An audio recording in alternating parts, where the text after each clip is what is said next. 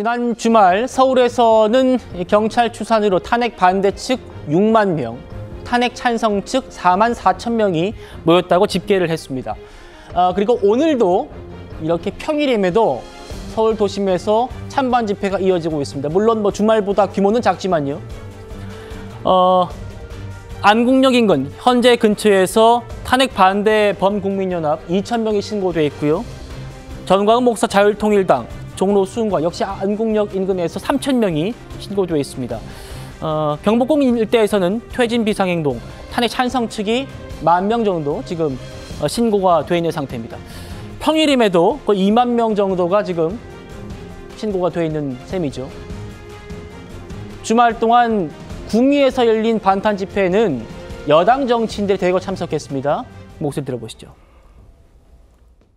구미는 불세출의 영웅, 불멸의 지도자 박정희 대통령이 탄생하신 곳입니다. 불굴의 정신 박정희 정신으로 재무장해서 탄핵 심판이라는 불구덩이에 놓여있는 윤석열 대통령을 구출해내고, 그리고 대한민국의 자유민주주의 법치주의를 지켜내야 합니다. 여러분, 우리 박정희 대통령께서 1969년 대만을 방문했을 때 하신 말씀이 기억납니다.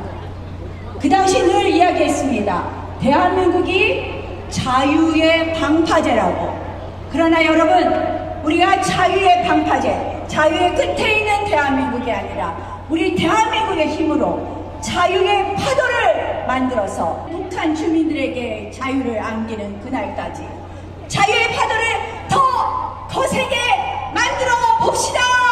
그 시작은 윤석열 대통령의 탄핵 무효와 탄핵 각하로 직무 복귀하는 그날부터라고 말씀드립니다.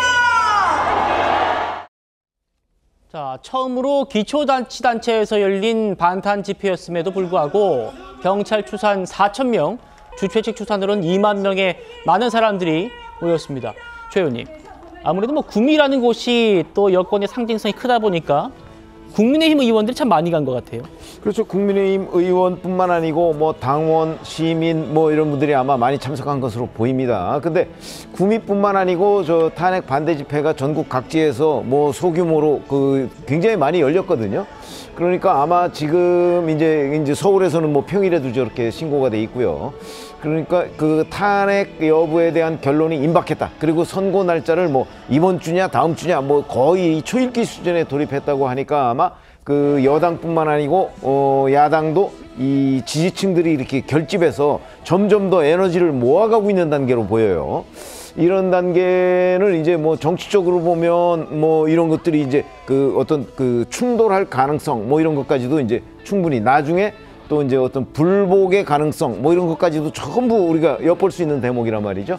그래서 그 정당은 정당대로 또 경찰은 경찰대로 좀 관리를 잘 해서 불상사가 일어나지 않는 그런 방식으로 잘 마무리를 해야 되겠다. 저는 그런 걱정이 앞서네요. 예.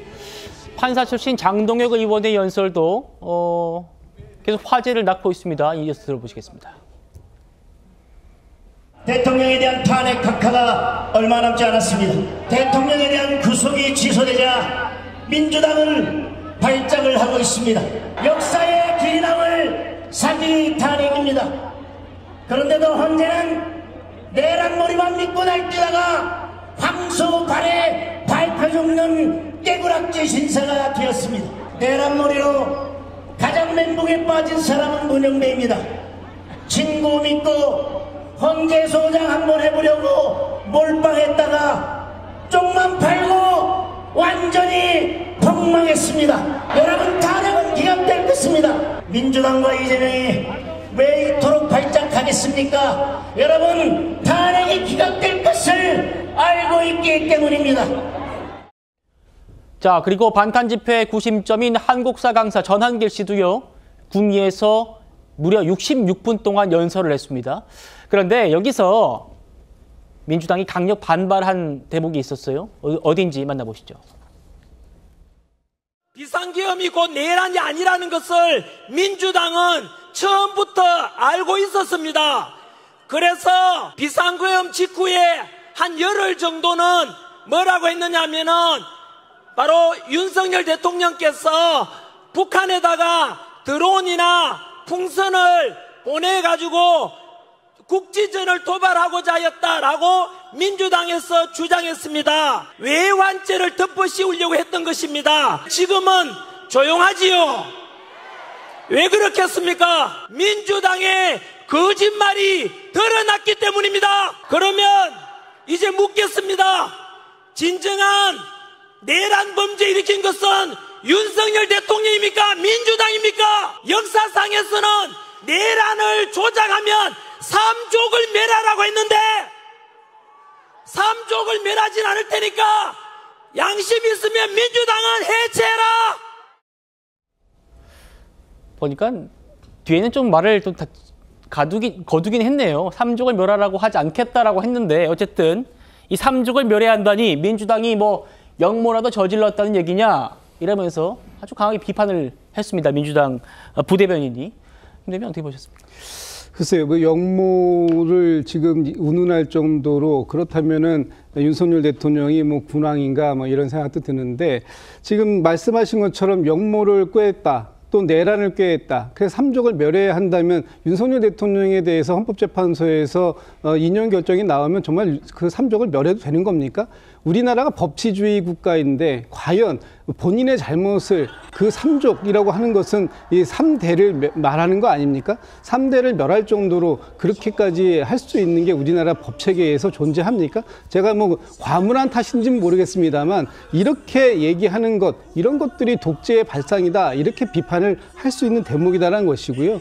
지금 전환길 강사뿐만 아니라 좀 전에 그 장동혁 의원께서 이렇게 얘기하셨네요. 헌법재판소가 황소 발해 발표 죽는 깨구락지 신세가 되었다. 여기서 얘기하는 황소는 뭡니까? 누굽니까? 국민의힘입니까? 아니면 지금 거리에서 그 광장에 모여서 윤석열 대통령을 지키겠다고 하는 전환길 씨입니까? 이렇게 헌법재판소를 위협하고 압박하는 이런 발언들, 특히 다른 분도 아닌 그 판사 출신의 정치인께서 책임 있는 발언을 하셔야 할 정치인이 이런 발언을 했다는 점 매우 실망스럽다 이런 말씀 드립니다.